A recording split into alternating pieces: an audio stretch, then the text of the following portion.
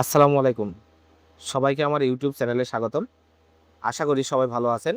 আজকের ভিডিওতে আপনাদের দেখাবো কিভাবে আমি নিজের হাতে ইট টেনে এনে আমার কবুতরের ঘর মেরামত করেছি। অনেক দিন ধরে একটা বড় সমস্যা হচ্ছিল। রাত হলে বেজি আর ইঁদুর কবুতরের ঘরে আশেপাশে ঘোরাঘুরি করত। এতে আমার অনেক দুশ্চিন্তা হতো।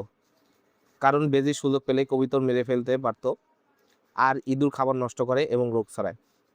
তাই আজ সিদ্ধান্ত নিলাম, আর দেরি নয়, নিজের পরিশ্রমে ঘরটা এমনভাবে ঠিক করব যেন বেজি আর ইঁদুর সহজে ঢুকতে না পারে। এখন আমি ইট আনতে যাচ্ছি। কোনো শ্রমিক নেইনি, নিজের হাতে একটার পর একটা ইট টেনে এনে কবুতরের ঘরের সামনে জমা করছি। এই কাজটি দেখতে যত সহজ মনে হয়, বাস্তবে ততটা সহজ নয়। ইট অনেক ভারী, বারবার আনা নেওয়া করতে গিয়ে শরীর ক্লান্ত হয়ে যায়। কিন্তু নিজের শখের কবুতরগুলোর নিরাপত্তা কথা ভেবে সব কষ্টই সহ্য করছি। আপনারা যারা কবুতর পালন করেন তারা জানেন, একটা কবুতরও যদি বেজির হাতে মারা যায় কতটা কষ্ট লাগে। সব ইট এনে এখন মেঝেতে সুন্দরভাবে বসাচ্ছি। আগে এখানে মাটি ছিল, মাটির নিচ দিয়ে ইঁদুর সহজে গর্তে ঢুকে পড়তে পারত। এখন ইট বসানোর ফলে মেঝে শক্ত হবে, পরিষ্কার করতেও সুবিধা হবে, ময়লা জমবে কম, আর কবুতরের ঘর অনেক সুন্দর দেখাবে। আমি চেষ্টা করছি প্রতিটি ইট সমানভাবে বসাতে, যাতে পরে কোনো সমস্যা না হয়। এখন ঘরের চারপাশ ভালো করে দেখে নিচ্ছি, কোথাও যদি ফাঁকা থাকে সেগুলো বন্ধ করে দিচ্ছি, কারণ ছোট একটা ছিদ্র দিয়েও ইঁদুর বা বেজি ঢুকে পড়তে পারে। আমার লক্ষ্য হলো কবুতরের জন্য একটি নিরাপদ, পরিষ্কার এবং মজবুত ঘর তৈরি করা। আজকে পুরো কাজ আমি নিজেই করেছি, বাজার থেকে কোনো শ্রমিক আনেনি। নিজের হাতে একের পর এক ভারী ইট টেনে এনে ঘরের মেঝে ও চারপাশ মজবুত করেছি। কাজটি সহজ ছিল না, কিন্তু কবুতরগুলোর নিরাপত্তার কথা ভেবে সব কষ্ট হাসি মুখে করেছি।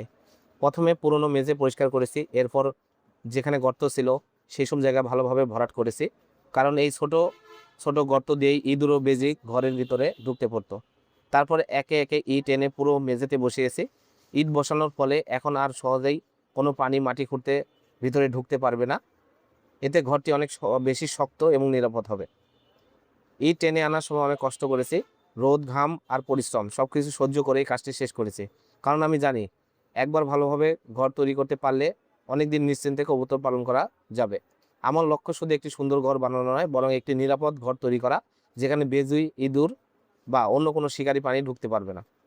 যারা নতুন কবুতর পালন শুরু করেছেন তাদের জন্য ছোট্ট একটি পরামর্শ: ঘরের মেঝে যতটা সম্ভব শক্ত রাখুন, চারপাশে কোনো গর্ত থাকতে দিবেন না, রাতে দরজা ভালোভাবে বন্ধ রাখুন, নিয়মিত পরিষ্কার পরিচ্ছন্ন করে রাখুন, খাবার ছড়িয়ে রাখবেন না, এতে ইঁদুর আসে।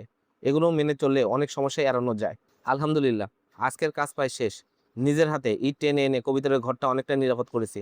ভিডিওটি যদি আপনাদের ভালো লাগে অবশ্যই একটি লাইক করবেন। নতুন হয়ে থাকলে চ্যানেলটি সাবস্ক্রাইব করে পাশে থাকবেন, বেল আইকনটি অন করে রাখবেন, যাতে আগামী দিনে কবুতর পালন, ঘর নির্মাণ এবং কৃষি বিষয়ক নতুন ভিডিও সবার আগে দেখতে পারেন।